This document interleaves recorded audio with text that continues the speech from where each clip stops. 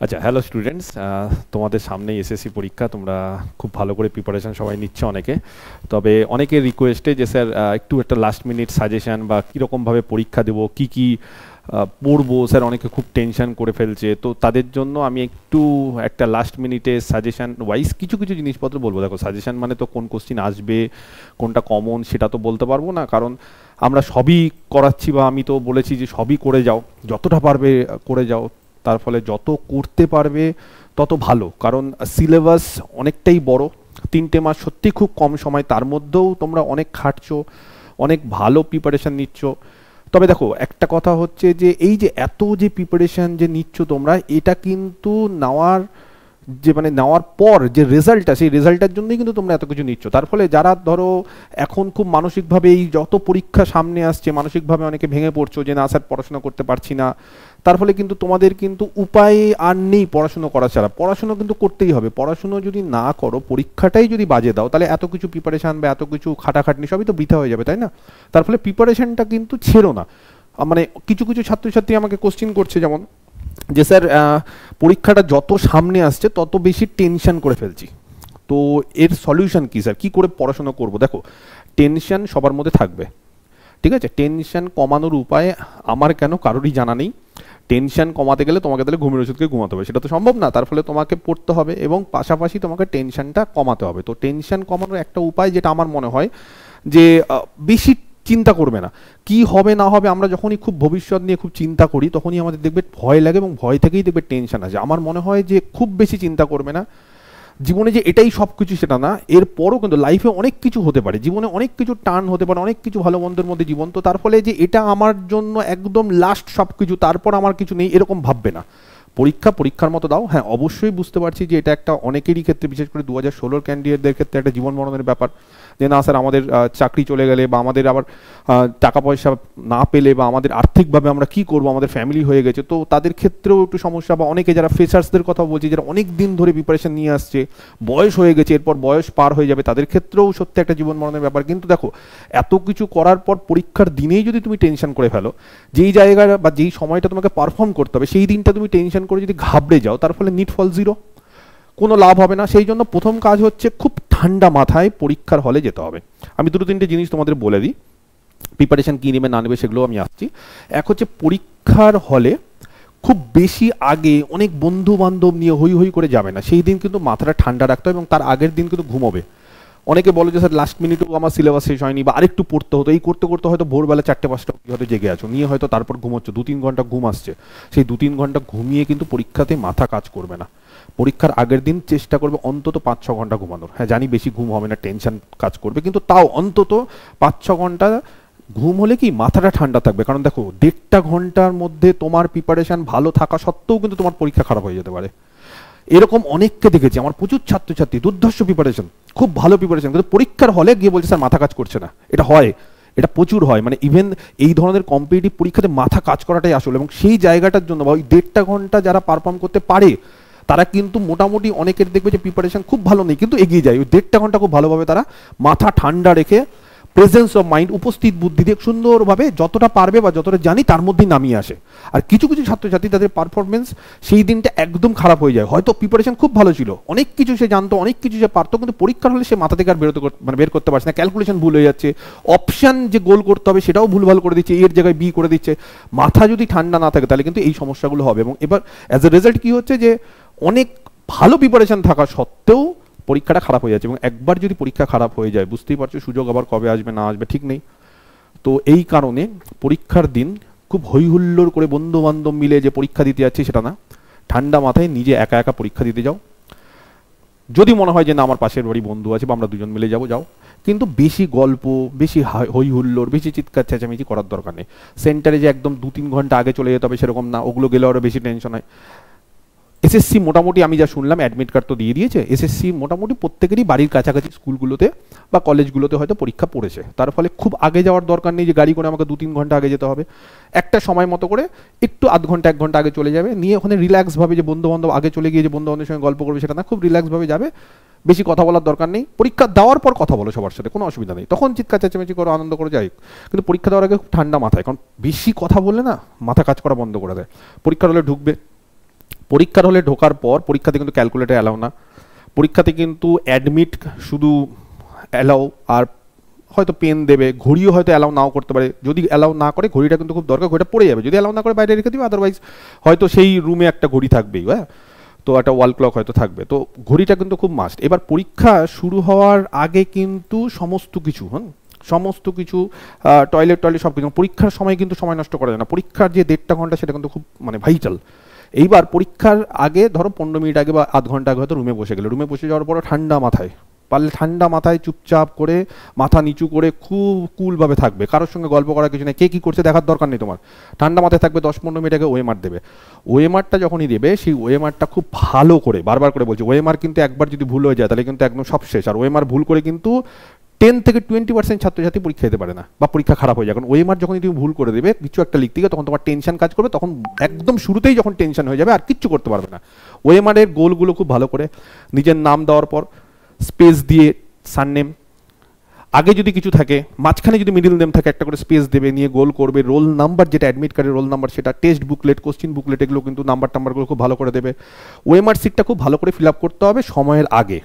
সময় পার হয়ে গেল বা 12টা থেকে পরীক্ষা শুরু হয়ে গেল, তুমি এখনো ওএমআরটা ফিল আপ করতে পারোনি সেটা না। যদি কোনো সমস্যা হয় ইনভিজিলেটরকে সঙ্গে সঙ্গে জিজ্ঞেস করবে, একদম ঠান্ডা মাথায়, যে স্যার এটা একটু বলে দিন না, এইভাবে। কারণ লজ্জা পাওয়ার কিছু নেই, ভয়ের কিছু নেই, ইনভিজিলেটর আছেই তোমাদের হেল্প করার জন্য। তাদেরকে সুন্দরভাবে বলতে হবে যে স্যার এটা একটু বলে দিন, এটা পারছি না, বারবার করে বলবে। যদি কোনো অসুবিধা থেকে বারবার করে বলবে, তার কাজই হচ্ছে তোমাদেরকে হেল্প করা সেই দিন। স্যার ফলে আমি 2বার বললাম, 3বার বললাম না, বন্ধুকে বললাম, কোনো বন্ধু বান্ধবের বিশ্বাস করতে হবে না, একদম ইনভিজিলেটর যেটা বলবে সেটাই। বন্ধু বলতে পারে এটা করে দে, ওটা করে দে, না হয়তো পরীক্ষার সেন্টারের নাম লিখতে হতে পারে, এগুলো খুব তাড়াতাড়ি করে সুন্দরভাবে লিখে দিবে। বিশেষ করে রোল নাম্বার আর নিজের নাম, এই জিনিসগুলো ভুল করবে না। তারপর কোশ্চিন তোমাকে দেবে, হয়তো কোশ্চিন পরীক্ষার 5 মিনিট আগে দেবে, সেই কোশ্চিনটা দেবে সিল করা থাকে। তো যখনই কোশ্চিনটা পেয়ে যাবে, সেই কোশ্চিনটা পাওয়ার পর কোশ্চিনের মধ্যে তোমার নামটা এই সমস্ত কিছু লিখতে হয়, সেগুলো লিখবে ঠান্ডা মাথায়। ও কোশ্চিনটা তুমি বাড়ি নিয়ে চলে যাবে, কোশ্চিনে যে খুব ভালো কিছু করে একদম পরিষ্কার করে লিখতে হবে সেটা না, কোশ্চিনটা মোটামুটি তোমার নিজের কাছে থাকবে, সেটা কিন্তু করবে। হ্যাঁ, এবার অ্যান্সার বা ওএমআর এর সঙ্গে দেখবে যে একটা ভেতরে, হ্যাঁ, একটা ওএমআর এর সঙ্গে ভেতরে একটা ইয়ে থাকে, ওই একটা কার্বন কপি থাকবে, বাইরে গিয়ে কার্বন কপি থাকবে। তো সেই কার্বন কপিতে তুমি ওটা পরে লাস্টে ছিঁড়ে নিবে, ওটা আবার নিয়ে চলে যাও না, ওটা দিয়ে যাও, হ্যাঁ, বা ওটা তুমি মানে ওয়েমারটা দিয়ে কার্বন কপিটা নিয়ে চলে যাও, ঠিক আছে? কারণ কার্বন কপিটাই হচ্ছে তোমার প্রমাণপত্র যে তুমি কী পাচ্ছ না পাচ্ছ, কতটা তুমি পারলে বা কী তুমি করলে। এবার 2-3টে বিষয়। 1 নম্বর হচ্ছে ছাত্রছাত্রীরা আমাকে জিজ্ঞেস করছে স্যার প্রিপারেশনটা কী করে করবো বা কীভাবে স্যার শুরু করবো। দেখো, এক হচ্ছে এখন লাস্ট 10 দিন নতুন কিছু পড়তে যাও না, নতুন কিছু একদমই শিখতে যাও না। আমি লাইভ ক্লাস হয়তো আর 1-2 দিন নেব।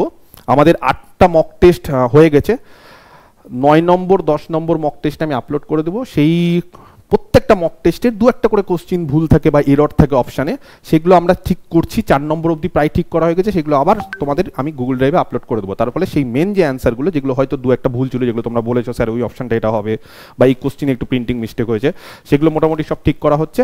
1-2 দিনের মধ্যে সব কিছু ঠিক হয়ে যাবে। আর 9 আর 10 নম্বর মক টেস্টটা আজকেই আমি দিয়ে দেবো। তার ফলে 9-10 নম্বর মক টেস্ট মানে হচ্ছে একদম 9-10 অবধি মক টেস্ট যে আমরা বলেছিলাম সেটা করে দেবো। 11-12 মক টেস্টটা আমরা ভাবছি যে 7 তারিখের পর 8-9 তারিখে 2টো মক টেস্ট দেবো, কারণ 11-12 স্টুডেন্টদের জন্য তাহলে ভালো হবে। কারণ 9-10টা হয়ে যাক, 11-12 জন্য 8 তারিখ 9 তারিখ 2টো বা 9-10 2টো মক টেস্ট দিয়ে দেবো। তাহলে 12টা মক টেস্ট হয়ে যাবে। সেই মক টেস্টগুলো কিন্তু বারবার করে দেখো, যেই মক টেস্টগুলো আমি নিয়েছি সেখান থেকে হয়তো অনেক কোশ্চিন কমন পড়ে যেতে পারে। 1 নম্বর মক টেস্টের অ্যান্সারগুলো ভালো করে দেখবে, যেগুলো পারোনি সেগুলো অনেকগুলো হিন্ট দেওয়া আছে, যেগুলো পারোনি সেগুলো আমি কিন্তু ক্লাসে অনেকটা আলোচনা করে দিয়েছি, আমার নোটে দেখবে সেগুলো আলোচনা করা আছে, প্র্যাকটিস ব্যাচে যে ক্লাসগুলো সেখানে আলোচনা করা আছে। তার ফলে অ্যান্সারগুলো দেখবে এদিক ওদিক সব থেকে পেয়ে যাচ্ছ। আর দেখবে কিছু কিছু ছাত্রছাত্রী হোয়াটসঅ্যাপ গ্রুপগুলো যে আছে, স্টুডেন্টসের গ্রুপ যেগুলো 3টে গ্রুপ, সেখানে কিন্তু অনেকে কোশ্চিন আলোচনা করছে, সেখান থেকে অনেক অ্যান্সার পেয়ে যাবে বা আমাকে জিজ্ঞেস করবে লাইভ ক্লাসে, আমি বলে দেবো। এবং শনিবার রোববার এই 2টো দিন আমরা চেষ্টা করবো যে যেই সমস্ত মক টেস্টগুলো অ্যান্সারগুলো অনেকে বুঝতে পারেনি বা আটকে গেছে সেগুলো একটু আলোচনা করার, ঠিক আছে? নেক্সট, মক টেস্টের যতগুলো মক টেস্ট নিলাম 10টা, 8টা আর 2টো নিব আজকে। 10টা মক টেস্টের একদম কিন্তু যত কোশ্চিন দিয়েছি প্রত্যেকটা কোশ্চিনের অ্যান্সার করবে, প্রত্যেকটা কোশ্চিনের, একটাও বাদ যাবে না। নেক্সট প্র্যাকটিস ব্যাচের দেখবে টোটাল 55টা ক্লাস আমরা নিয়েছি, সেই 55টা ক্লাসের পিডিএফ আমি দিয়ে দিয়েছি। সেগুলোকে ভিডিও দেখার দরকার নেই, এখন বারবার করে সেগুলো দেখো, যতটা পারবে দেখো, রিভাইজ দাও। যেই পোর্শনগুলো হয়ে গেছে বা ভালো পজিশনে সেগুলো এখন একটু কমিয়ে দাও, রিভিশন দেওয়া।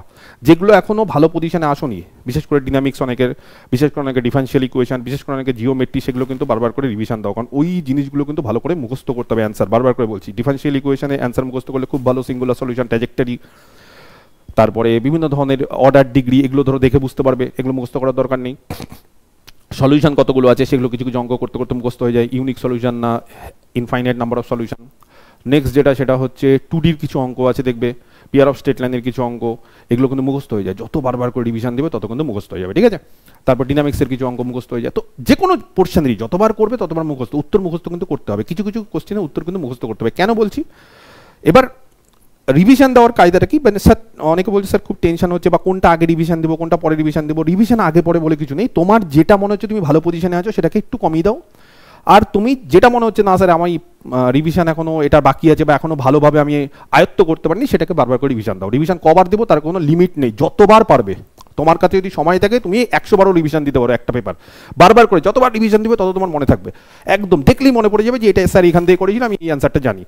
এবং আমি যা করিয়েছি এমনি প্র্যাকটিস ব্যাচে, মক টেস্টে, বিভিন্ন জায়গা থেকে, আমার যেটা বিশ্বাস সেখান থেকে মোটামুটি তোমরা দেখবে 70 থেকে 80% কোশ্চিন বা তার থেকেও বেশি কমন পাবে। কিন্তু সমস্যাটা হচ্ছে আমি এত কিছু করিয়েছি যে স্যার এত কিছু করে যেতে পারছি না, মানে অনেকে আমাকে বলছে স্যার আপনি এটা করেছেন এত কিছু করতে পারছি না। আমরা হয়তো স্যার আপনার এমনি থিওরি ক্লাস বা এমনি ক্লাসগুলো করেছি, সেখান থেকে স্যার এমসিকিউগুলো করেছি, কিন্তু এক্সট্রা যে আপনি 54-55টা মক টেস্ট প্র্যাকটিস ব্যাচে ক্লাস করিয়েছেন সেগুলো হয়তো এখনও স্যার দেখে যেতে পারছি না। কি করব, যতটা পারো দেখে যাও, কারণ সব জায়গা থেকে যখন তুমি দেখে যাবে তখন দেখবে যে তুমি সব কোশ্চিন কমন পেয়ে গেছো, কোনো অসুবিধা হচ্ছে না। এবং হয় মাদ্রাসার ক্ষেত্রে এরকম হয়েছে 70 থেকে 80% ছাত্রছাত্রী কমন পেয়েছে, যেটা কমন পায়নি সেটাও করতে পারছে। হ্যাঁ, এবার মাদ্রাসার ক্ষেত্রে কী হয়েছে যে 90 মার্কস 90 মিনিটস, সময়টা খুব কম ছিল। এই ক্ষেত্রে 90 মিনিটস 60 মার্কস, তার ফলে কি 1.5 ঘন্টা সময় 60 মার্কস। এবার পরীক্ষা যখনই শুরু হবে, পরীক্ষার সময় দুরকম ব্যাপার, এক হচ্ছে যে স্যার কোনগুলো আগে করব কোনগুলো পরে করব, এটা খুব ছাত্রছাত্রীরা আমাকে জিজ্ঞেস করে। এর কোনো প্যাটার্ন নেই, তবে আমি যদি বলো পার্সোনালি আমি কি প্রেফার করি, আমি প্রেফার করি যে 1 নম্বর থেকে শুরু করব। সেটা যখন হয়ে যাবে, যেই কোশ্চিনগুলো আমার দেখে মনে হবে যে 1 নম্বরের কোশ্চিন, ধরো আমি কোশ্চিন 1 নম্বর কোশ্চিনটা ধরো আমার জিওমেট্রি মানে হচ্ছে ধরো 2D 3D আমি জানি না, কিন্তু আমি পারবো 3D, আমি 3Dটা পরে করব, প্রথমেই 3Dটা করব না।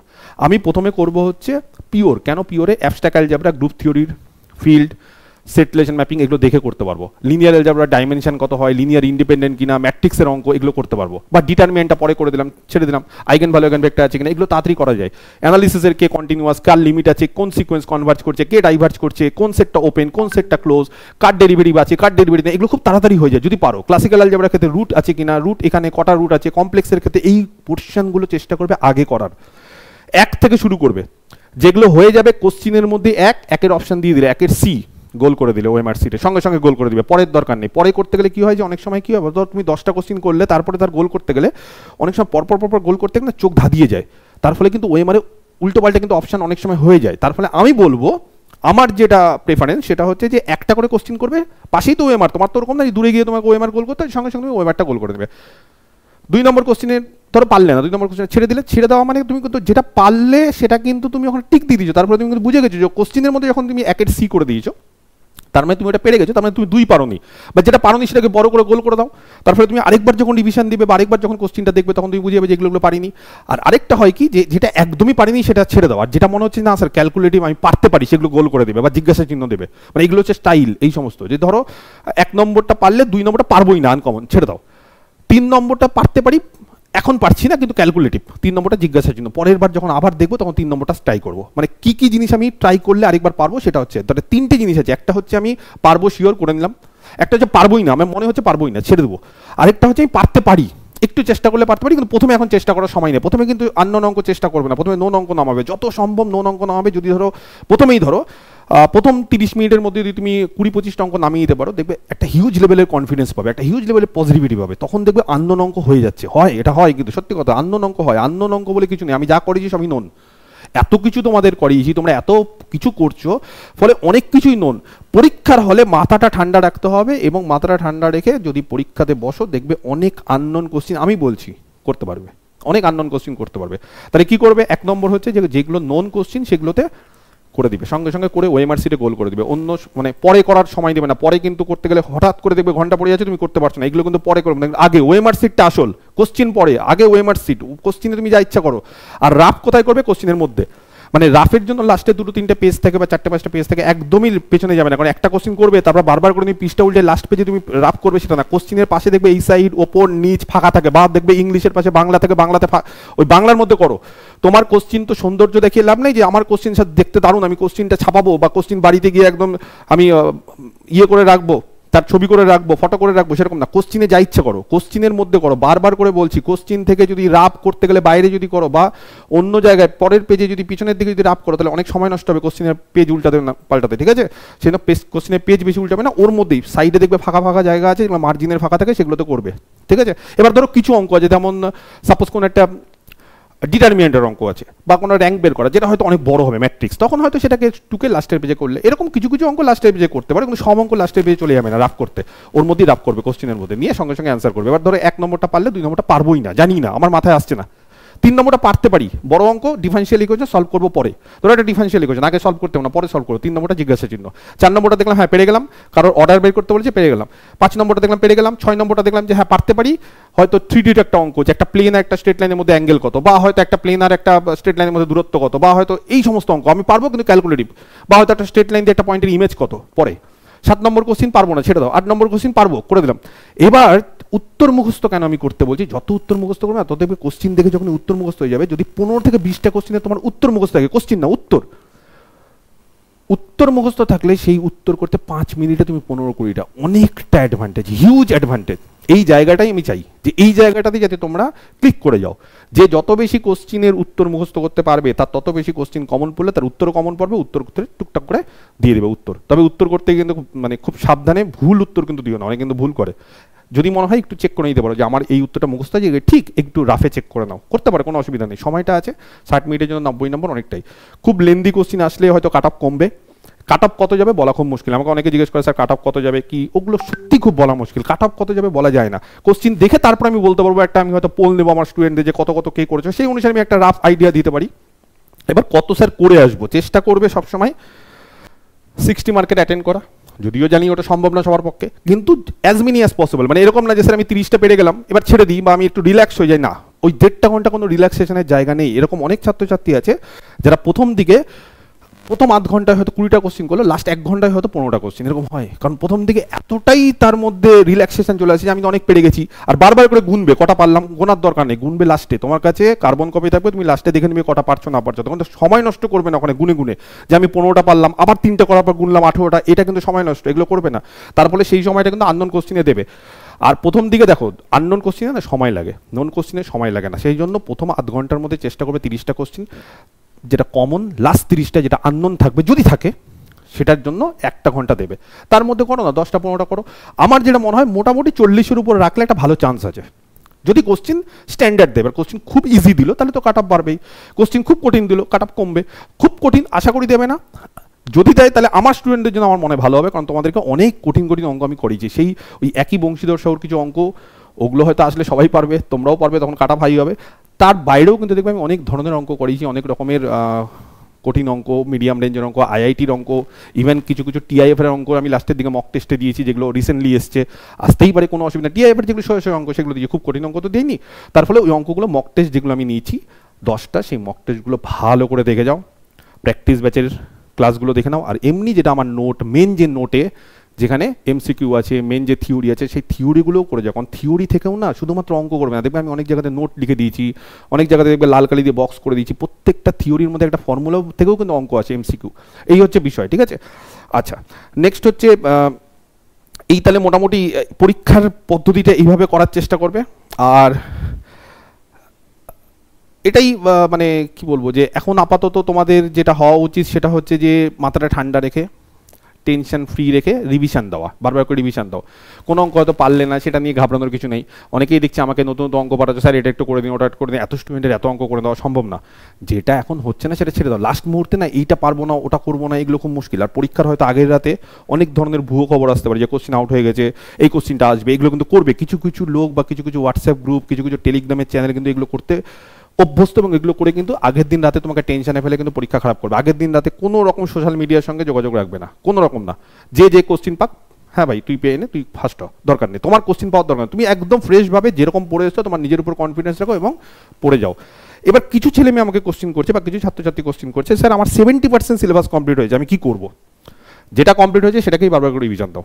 হয়, এরকম হয়, আমি নিজেও এরকম হয়েছে যে আমি অনেক জায়গাতে 2-3টে পোর্শন হয়তো কভার করতে পারিনি, তাও আমি রিটেনে চান্স পেয়েছি, হয় এরকম। তুমি যদি খুব ভালো করে 70% 80% করে যাও, বিশ্বাস করো 100% করা মানেই যে সব কিছু সেটা না। সিলেবাস না অনেকেই মানসিকভাবে মানে অনেকেই কমপ্লিট করে ফেলে যে স্যার আমার সিলেবাস কমপ্লিট হয়ে গেছে, তো সিলেবাস কমপ্লিট হয়ে গেছে মানেই যে সবসময় যে আমি ভালো পরীক্ষা দেবো সেটা না। সিলেবাস কীভাবে কমপ্লিট হয়েছে, কমপ্লিটের মতো কমপ্লিট হয়েছে কিনা, কমপ্লিটের মতো কমপ্লিট করতে মানে আমি সেখান থেকে পারবো, আমার শুধু মানসিকভাবে শান্তি আমার সিলেবাস কমপ্লিট হয়ে গেছে কিন্তু ওখান থেকে কোনো কোশ্চেন অ্যান্সার করতে পারছি না, তাহলে হবে না। সেই জন্য যারা যারা মনে করছে স্যার আমার 70% কমপ্লিট হয়েছে, 80% কমপ্লিট হয়েছে, আমি স্যার ডিনামিক্সটা পড়ে জানি, ছেড়ে দাও, কোনো অসুবিধা নেই, কোনো অসুবিধা নেই, আমি তো বলছি কোনো অসুবিধা নেই। তুমি যদি বলো স্যার আমি several variables, function of several variables পড়িনি, কোনো অসুবিধা নেই। দুটো একটা পোর্শন যদি না পড়ে যাও কোনো অসুবিধা নেই, পড়তে পারলে খুব ভালো হতো, কিন্তু না পড়লেও ভেঙে পড়ার কিছু নেই। কারণ এখন যদি তুমি ভেঙে পড়ো, তুমি যদি মনে করো যে না স্যার আমি পরীক্ষা ভালো হবে না, তাহলে মানসিকভাবে তুমি অনেকটা পিছিয়ে গেলে, তোমার মধ্যে নেগেটিভিটি গ্রাস করে ফেলছে, তার ফলে পরীক্ষা তোমার কিন্তু খারাপ হবে, নিশ্চিন্তে থাকো তুমি। তার ফলে এই নেগেটিভিটিগুলো দূরে সরাও, তুমি যতটা প্রিপারেশন নিয়ে গেছো একদম পারফেক্ট, তুমি যেটা করেছো সেটা পারফেক্ট। নিজের উপর কনফিডেন্স রাখো, ওভার কনফিডেন্স আলাদা ব্যাপার, কনফিডেন্স, তুমি যদি কনফিডেন্সই না রাখো তাহলে তুমি পরীক্ষা ভালো হবে না। আর পরীক্ষার দিন খুব ঠান্ডা মাথায়, খুব ঠান্ডা মাথায়, দেখবে অনেক সময় হাত পাত কাঁপছে, কন্ট্রোল করতে হবে নিজেকে, ওটা কন্ট্রোল করতে হবে, বলতে হবে যে না আমি এটা পাবোই, আমি চাকরি পাবোই, আমার চাকরি এবার শিওর। আমাকে মাথা ঠান্ডা রাখতে হবে, নিজের উপর সেলফ বিলিফ রাখতে হবে। দেখো এই সেলফ বিলিফ কিন্তু আমি তোমাদেরকে কিন্তু রাখতে পারবো না, আমি কিন্তু বলতে পারবো না যে পরীক্ষার সময় যে তুমি ঠান্ডা হও, তোমাকে কিন্তু নিজের উপর কনফিডেন্স রাখতে হবে, নিজেকে নিজের মতো করে তৈরি করে পরীক্ষাতে ঠান্ডা মাথায় পরীক্ষা দাও। এবং আমার যেটা মনে হয় যে যার শেষ ভালো তার সব ভালো, এটা আমি মনে করি আমার লাইফে। সেই জন্য দেখো আমি লিখেও দিয়েছি যার শেষ ভালো তার সব ভালো। কার এখন কি অবস্থা আছে আমি জানি না, যে পরীক্ষা দিয়ে একদম লাস্ট 7 তারিখ এবং 14 তারিখ 1.5 ঘন্টা যার ভালো হবে তার সব ভালো হবে। শেষ রাতে বাজিমাত করতে হবে, একদম শেষ দিনে তোমাকে বাজিমাত করতে হবে এবং পারবে। কার কি প্রিপারেশন আছে, কে কত ভালো দেবে, কে কত মন্দ দেবে, অন্যকে নিয়ে টেনশন করবে না, তুমি কেমন দেবে।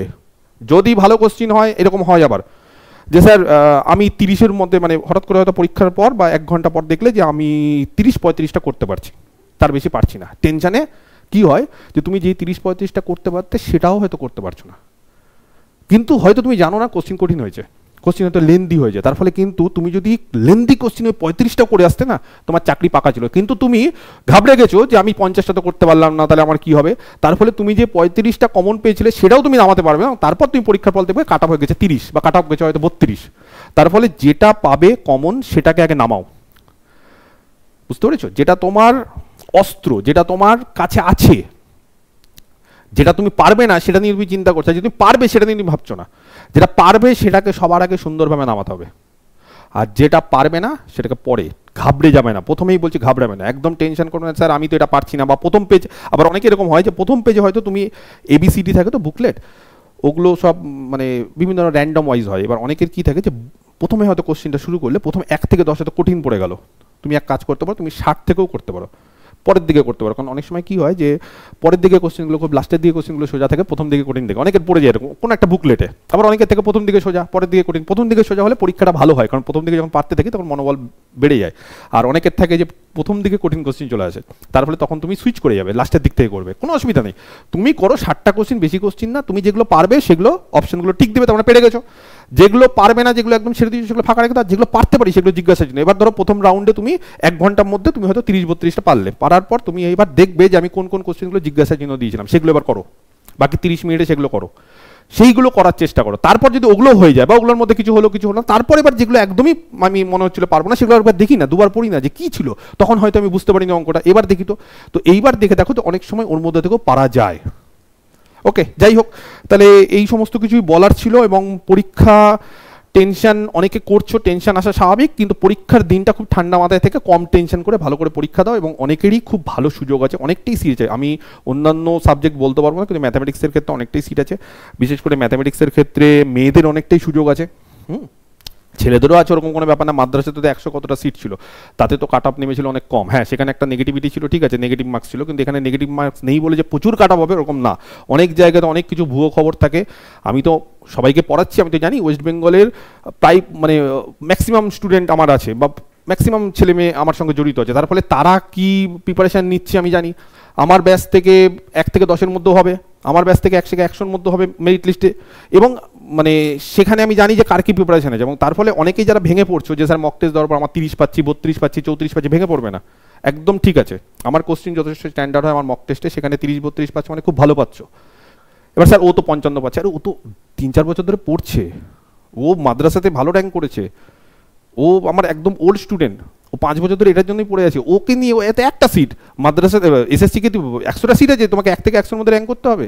আমার ব্যাচ ওরকম তো ব্যাপার নেই, তুমি তোমার মতো পড়ো, প্রচুর সিট আছে, দেখবে ঠিক মেরিট লিস্টে নাম চলে আসবে। 2016 ক্যান্ডিডেটদের জন্য আবার বলছি, তোমরাও ঠিকঠাকভাবে পড়ো। তোমাদের ক্ষেত্রে খুব অন্যায় হচ্ছে বুঝতে পারছি, তোমাদের অনেকেই ফেসবুকে পোস্ট দেখছি, এই ওই সেই, কিছু করার নেই, পরিস্থিতি এমন হয়ে গেছে, অন্যায় হচ্ছে তোমাদের ক্ষেত্রে, জেনে বুঝেও তোমাদেরকে পরীক্ষা দিতে হবে।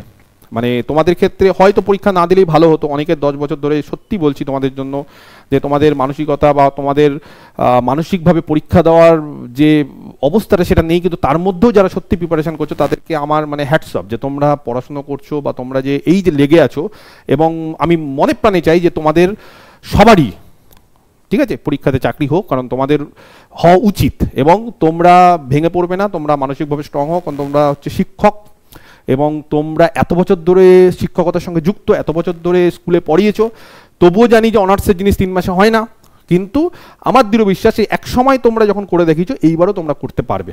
আর ফ্রেশার্সদেরকেও বলবো যে অনেক সিট আছে, চিন্তার কিছু নেই, তোমরাও যদি লেগে পড়ে থাকো ভালোভাবে পরীক্ষা দাও, আমার মনে হয় যে আমার ব্যাচ থেকে অনেক স্টুডেন্ট এবার চাকরি পেতে চলেছে, অনেক স্টুডেন্ট। অল দ্য বেস্ট, ভালো থেকো।